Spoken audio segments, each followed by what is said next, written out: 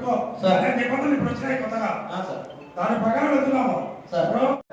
ఏ రాజకీయాలు ఆపాదించడానికి పిలిచేసి ఎందుకంటే రాజకీయ పరంగా ఎందుకు ఇచ్చారు అధ్యక్ష? పేపర్లో మీకు ఎంక్వైరీలో ఉన్నప్పుడు నువ్వు ఎందుకు ఇచ్చినావు అధ్యక్ష?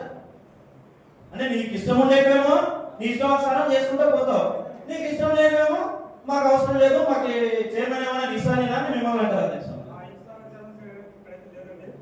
మీరు క్లియర్ ఎవిడెంట్ ఉంది కదా సార్, ఎదురు చెప్తున్నాం కదా మీకు. మేము నిండు సభలో రిజెక్ట్ చేసిండేవి పాస్ చేసినాము, నిండు సభలో చేయనున్నవి నా దగ్గర పట్టట్లేదని రిజెక్ట్ చేస్తున్నారు మీరు.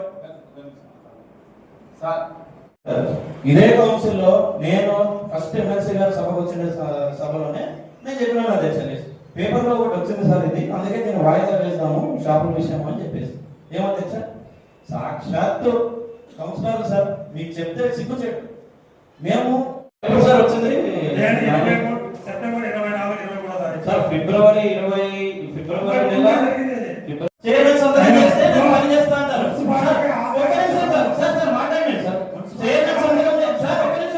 చైర్మన్ సంతకం చేస్తేనేమో నేను పని చేస్తానని సారే చెప్తున్నారు.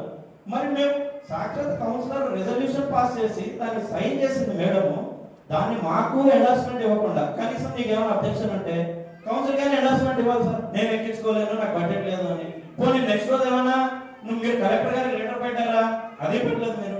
మీరు మీ డ్యూటీ మీరు చేయకుండా ఎంతసేపు కౌన్సిల్ ఒక కమిటీ సుప్రీం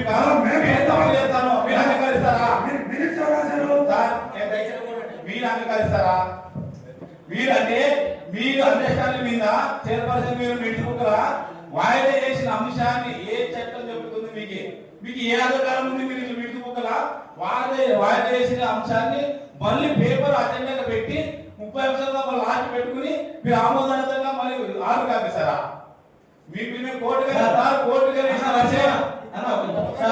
మేము వాయిదా చేసిన అంశాలేమో పాస్ అవుతాం, మేము చేయమన్న అంశాలేమో ఉన్నాయి. కారణం బడ్జెట్ వాయిదా చేసినాము, సభలో చెప్పినాము. సార్ చదువుతూ విన్నారు, మేడం సైన్ చేసిందని చెప్తున్నారు. సార్ బాధ్యత ఉందా లేదా సార్ అడగడం? అదే మేడం ఆ రోజు కౌన్సిలర్ తీవ్రంగా చేసి దాన్ని ఖండించినారు, దాన్ని అబ్జెక్షన్ చేసినారు.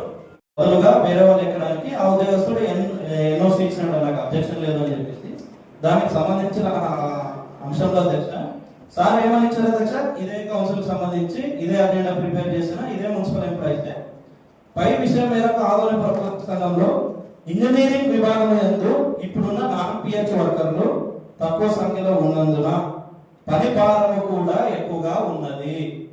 వాళ్ళే చెప్తున్నారు, జనాలు తక్కువ ఉన్నారు, పని భారం ఎక్కువ ఉంది, ఎక్కించుకుంటామని డిఎంఎల్కి లెటర్లు రాస్తారు, అన్ని చేస్తారు. ఎప్పటి వరకు?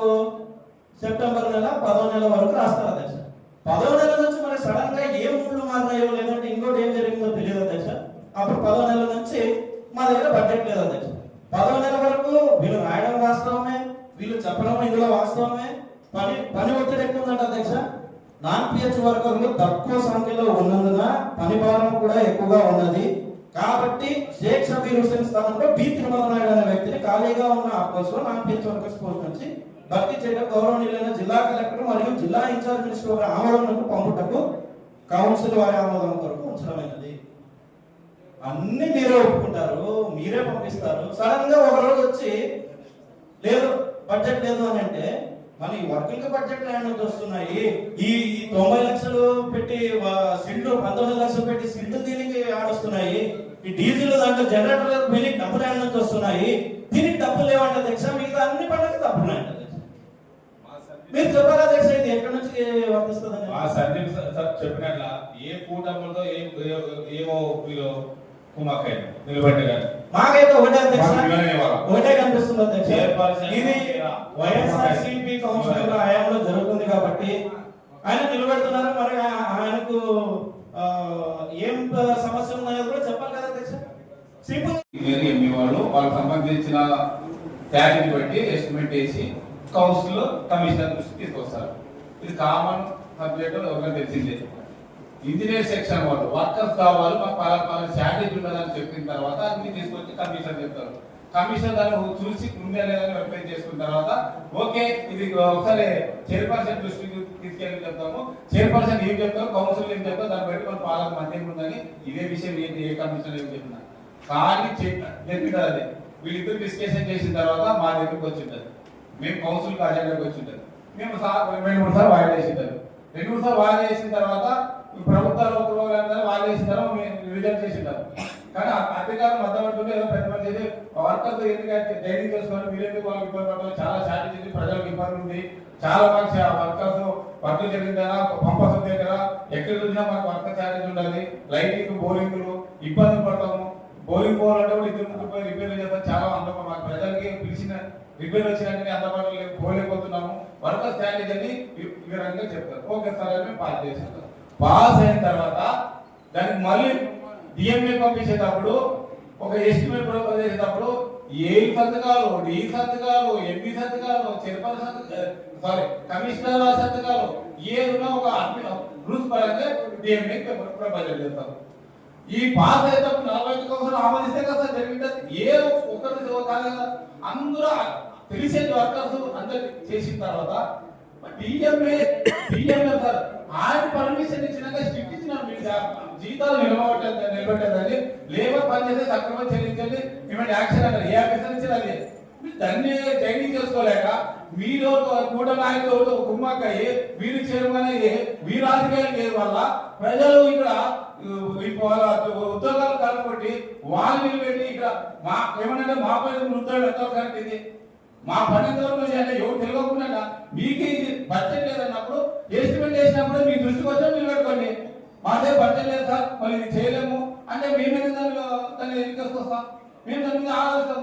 అయినా మీకుండే ఎవరు ఏ చట్టం అయినా కానీ ఏం చెప్తాం సార్, అంబేద్కర్ ఏ చేయమని ఎవరు పరిధిలో ఎవరు చట్టంలో వాళ్ళ పరిధిలో వాళ్ళు పనిచేసుకోవాలి. ఏ అధికారులు అయినా ఏ ప్రజానికైనా ఎవరైనా. ఇప్పుడు సార్ ఇండియా ప్రధానమంత్రి సార్ దేశం వెళ్తాడు కానీ నాయకత్వం వేరేడు, కానీ నాయకత్వం వేరే అధికారులు ఎవరు ఉంటారు సార్, ఒక రాష్ట్రపతి ఉంటుంది. ఆ రాష్ట్రపతి ఎవరు సార్ పెట్టేది ప్రధానమంత్రి. అంటే ఇవన్నీ ఒక చట్టం సార్. ఇవన్నీ ఎట్లుంటారంటే ఈ కమిషన్ సార్ ఎవరికైనా మా మున్సిపాలిటీ యాక్ట్ పరంగా మాకుండే పరిధిలో పనిచేస్తూ పోతుంటే మీరు వచ్చి రాజకీయాల కుమ్మక్కులయ్యి మమ్మల్ని ఇక్కడ గొప్పలేస్తారా? ఒక పేపర్ ఏమంటుంది ఇక్కడ వర్కర్స్ తో డబ్బు ఎక్కువ వర్కర్స్ ఎవరు వసూలు చేస్తారు, ఎవరో ఇండివిజువల్ అది ఇక్కడ కమిషన్ పెడతారంట. కమిషన్ ప్రపోజల్, కమిషన్ డిఎంఏ లెక్కలు, కమిషన్ సంతకాలు, డి సంతకాలు అవేమీ లేదంట. మా సంతకాలు చేసి వస్తుందా సార్? చట్టం మాకు వస్తుంది చెప్పారు. మాకుండే పరిధిలో మాకుండే రైట్స్ తో మేము ఆమోదిస్తాం. ప్రజలకు సంబంధించిన హక్కు మాకు. తర్వాత దాన్ని నడిపించే ఆమోదం పరిచయాన్ని మీరు మీ పని ప్రారంభం చేసి మమ్మల్ని కలపాలని ఎంతవరకు సార్? ఈ రోజు 50 మంది వర్కర్స్ ఎందుకు అంటే మా పరిధులు అయిపోతే మీరు వాళ్ళ తల మీరు ఎక్కుతున్నాడు. ఇవన్నీ రాజకీయాలే కదా, ఓపెన్ మాట్లాడతాం సార్. భయపడి ఎందుకు? ప్రజలకు మేము పనిచేసినాం. మేము ప్రజలు మీరు పెట్టిన కౌన్సిల్ ఆమోదాన్ని మేము తెలిపినాం. మేమేమి సొంతంగా చేయలేదు. దయచేసి మీకు అధికారం ఒకటి ఇంకోటి చైర్పర్సన్ చైర్పర్సన్ ఆమోదించిన తర్వాత సిఆర్ కాప్ నంబర్ ఇచ్చిన తర్వాత నిలబెట్టడానికి నీకు యా చట్టం ఇచ్చింది కమిషనర్ గారు? సార్ కమిషనర్ గారు మీకు ఇచ్చిన చట్టం లేదు, మీరు అడ్మినిస్ట్రేషన్ నడిపేదేమి? ఏ చట్టం చెప్తుంది నీకు? ఒక కౌన్సిల్ సభ్యులు ఆమోదించిన తర్వాత నీవు నిలబెట్టి మళ్ళీ కౌన్సిల్ దాన్ని నిలబెట్టాలి. అధికారం నీకు ఏం చెప్పింది? నేను ఇక్కడి నుంచి రాజధాని చేసేదా, నువ్వు ఇక్కడి నుంచి కాన్ఫరెన్స్ చేసేదా? నువ్వు